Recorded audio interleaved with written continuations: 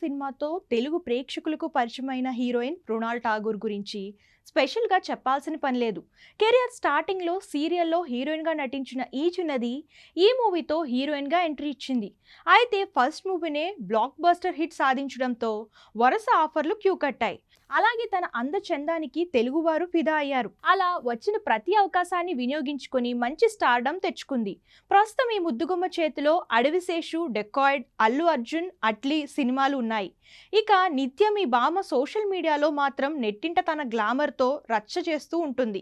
ఇదిలా ఉంటే తాజాగా ఓ ఇంటర్వ్యూలో పాల్గొన్న మృణాల్ ఎమోషనల్ కామెంట్స్ చేసింది. ఆమె మాట్లాడుతూ సీరియల్స్లో గుర్తింపు వచ్చాక సినిమా ప్రయత్నాలు చేశాను.